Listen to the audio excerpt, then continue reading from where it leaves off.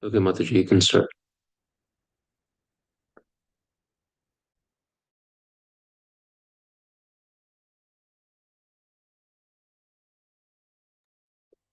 Krishna Mataji, you can Namo, start now. yes. Namo Vishnupadaya Krishna Pristhaya Bhutale Srimati Jaya Pataka Swamiti Namne Namacharya Padaya Nitaya Kripa Padayane Gorakatha Dham Daya Nagara Gramatane Namo Vishnupadaya Krishna Pristhaya Bhutale Srimati Bhaktivedanta Swamiti Namne Namaste Saraswati Devi Gauravani Pacharane Vishesha Shanyavadi Pasyati Stane Jai Shri Krishna Chaitanya Prabhu Nityanand Shri Advaita Gadadhar शिवासादि Gaur भक्तवृंद Hare Krishna Krishna Krishna Hare Hare Hare Ram Ram Ram Hare Hare. Hare Krishna, everyone. We'll continue reading chapter 4 of Teachings of Lord Chaitanya book. Okay. A Krishna conscious person is never under the false conception that he is one with God. Knowing that he would not be happy working for himself, he engages all his energies in the service of the Supreme Lord and thereby gains release from the clutches of illusory material energy. In this connection, Chaitanya Mahaprabhu quoted a verse from the Bhagavad Gita 7.14 where Krishna states, Devi esa gunamayi mama maya durataya mama abhaya prapadyante maya metam tarantite. My material energy, composed of the three modes of material nature, is very strong. It is very difficult to escape the clutches of the material energy, but one who surrenders unto me is easily freed from the clutches of Maya. Chaitanya Mahaprabhu went on to teach that each and every moment the conditioned soul is engaged in some fruitive activity. He forgets his real identity. Sometimes, when he is tired of material activities, he wants liberation and hankers to become one with the Supreme. But at other times, he thinks that by working hard to gratify his senses, he will be happy.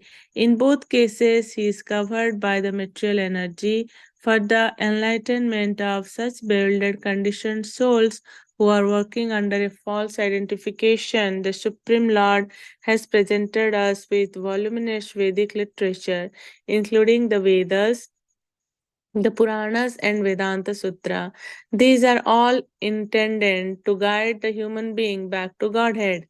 Chaitanya Mahaprabhu further explained that when a conditioned soul is accepted by a spiritual master out of his mercy and is guided by the super soul, the soul can take advantage of the various Vedic scriptures, become enlightened, and make progress in spiritual realization. It is because Lord Krishna is always merciful to his devotees that he has presented all this Vedic literature by which one can understand his relationship with him and can act on the basis of that relationship. In this way, one is gifted with the ultimate goal of life. Actually, every living entity is destined to understand his relationship with the Supreme Lord and ultimately to reach him. The execution of duties to attain this perfection is known as devotional service, and in maturity, such devotional service becomes a love of God, the true goal of life for every living being. The living entity should not desire success in religious rituals, economic development, or sense enjoyment, or even liberation. One should desire only to achieve the stage of transcendental loving service to the Lord, pure Krishna consciousness.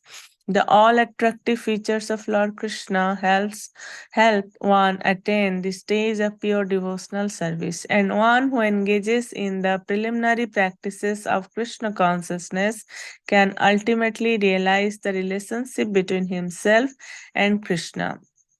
In this connection, Chaitanya Mahaprabhu related a story from Srila Madhavacharya's commentary on the fifth canto of Srimad Bhagavatam, Canto 5, Chapter 5, verse 10 to 13. This story involves the instructions of an astrologer, Sarvagya, to a poor man who came to him to have his future told. When the astrologer saw the man's horoscope, he was astonished that the man was so poor, and he said to him, "Why are you so unhappy? From your horoscope, I can see that you have a hidden treasure left to you by your father. However, the horoscope indicates that your father could not disclose this to you because he died in a foreign place. But now you can search out this treasure and be happy." This story is cited because the living entity is suffering due to his ignorance of the hidden treasure of his Supreme Father, Krishna. The treasure is love of Godhead, and in every Vedic scripture, the conditioned soul is advised to find it.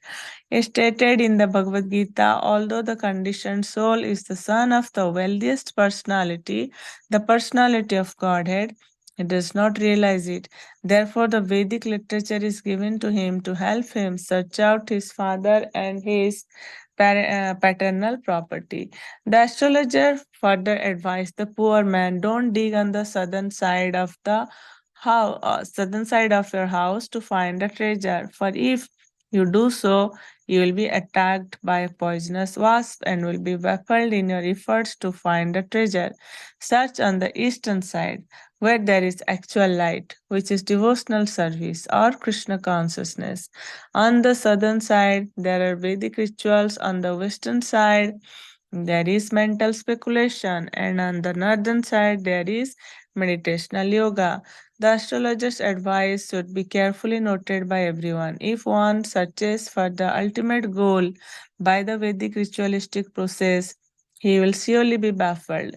Such a process involves the performance of rituals under the guidance of a priest who takes money in exchange for service. A man may think he will be happy by performing such rituals, but this is not true. Even if he does gain some result from them, it is only temporary. His material distresses will continue. So he will never become truly happy by following the ritualistic process. Instead, his material pangs will increase more and more. The same may be said for digging on the northern side or searching for the treasure of love of Godhead by means of the meditational yoga process. The perfection of this process is to think oneself one with the Supreme Lord, but this merging into the Supreme is like being swallowed by a large serpent. Sometimes a small serpent is swallowed by a large serpent, and merging into the spiritual existence of the Supreme is analogous. While the small serpent is searching after perfection, he is swallowed. This is spiritual suicide. On the western side, there is also an impediment in the form of a yaksha, an evil spirit who protects the treasure. This yaksha is Jnana Yoga, the speculative process of self realization. The idea is that a hidden treasure can never be found by one who asks the favor of a yaksha to attain it. The result is that one will simply be killed. So while the yogi is practicing meditation, is like a small serpent being swallowed by a large serpent, practicing the speculative process to attain the treasure of love of Godhead is also suicidal. The only possibility then is to search for the hidden treasure on the eastern side, which represents the process of devotional service in full Krishna consciousness. Indeed, the process of devotional service, is itself the perpetual hidden treasure, and one who attends to it becomes perpetually rich.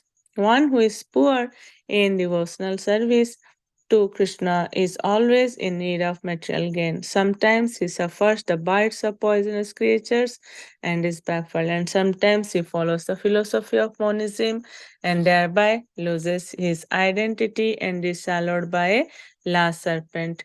It is only by abandoning all this and becoming fixed in Krishna consciousness, devotional service to the Lord, that one can actually achieve the perfection of life.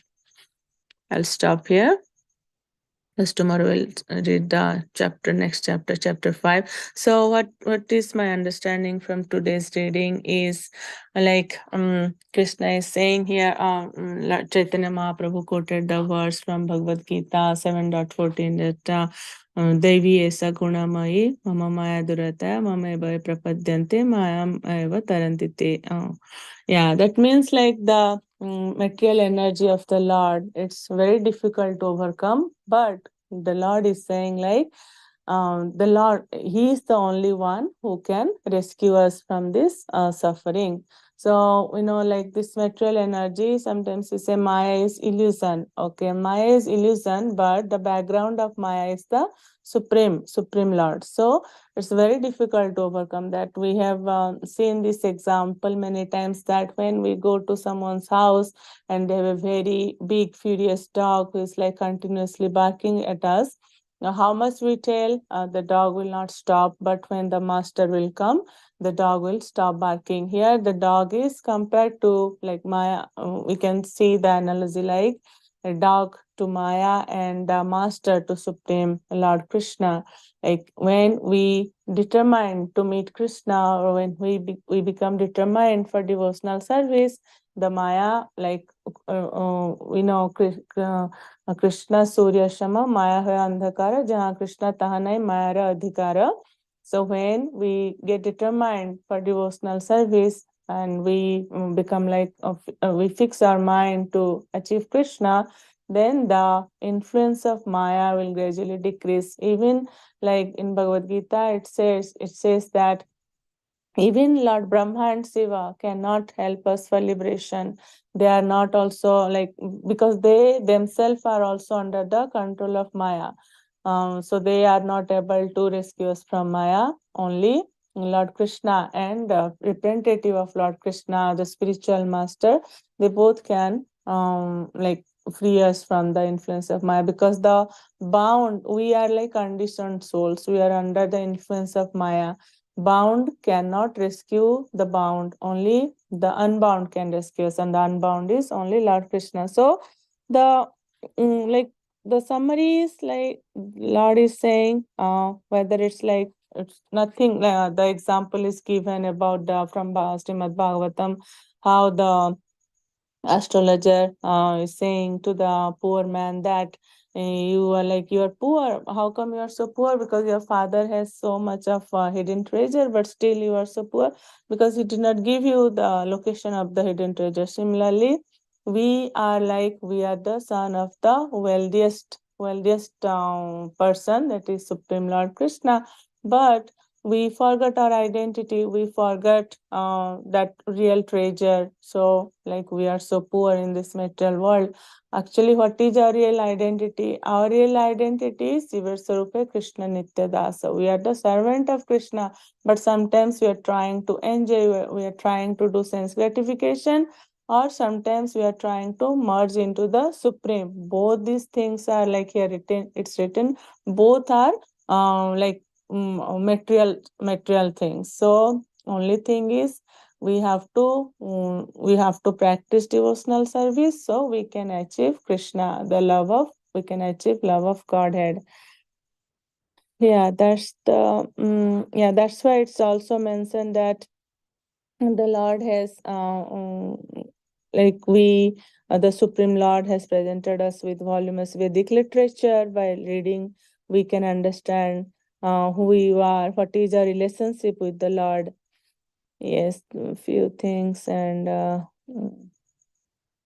yes, I think that's the, yeah, it's very beautifully explained. Like, don't, the astrologer is telling the poor man, like, don't dig on the southern side or northern side or the western side, just dig on the eastern side.